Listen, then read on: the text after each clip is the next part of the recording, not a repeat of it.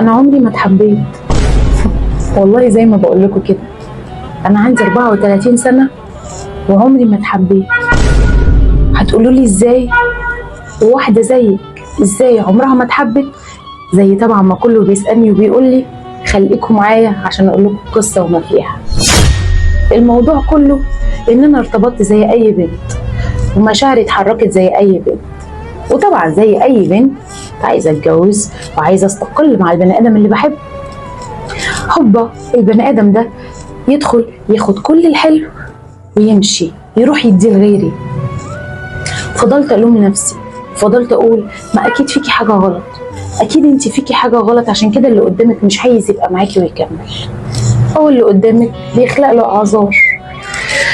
يا عيني الاعذار كلها بتاعتهم ما كانتش بتيجي غير عندي انا بس. يعني اللي عنده حاله نفسيه، واللي يا عيني شغله واقف، واللي يا عيني تعبان، واللي يا عيني واللي يا عيني واللي يا عيني، وانا بطيبة قلبي وبقلبي الحنين اديلهم الاعذار.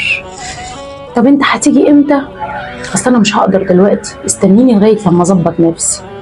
لما ارفض هوبا الاقي بعدها بوقت قصير جدا يروح ياخد غيري ويدخل بيتها، على العلم اني ببقى مكتشفه ان هو كان بيخوني. ايا كان كل واحد بيدور على مصلحته. فجأة الاعذار كلها بتروح. فضلت افكر مع نفسي، هو انتي ليه اللي بيحصل لك ده؟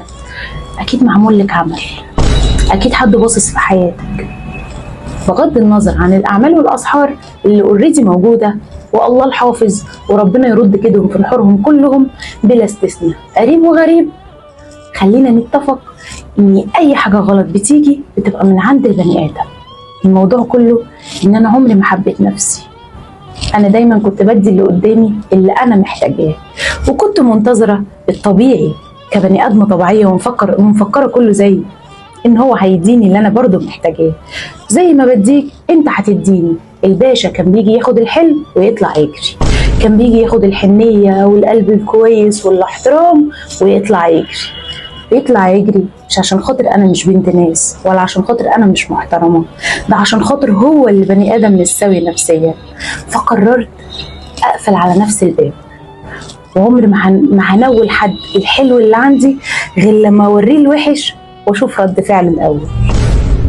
ودي حاجه انا بنبه بيها كل بنت، اياكي تغلطي غلطتي، اياكي تدي الحلو كله قصاد بني ادم مش عايز يعمل حاجه غير ان هو ياخده بس.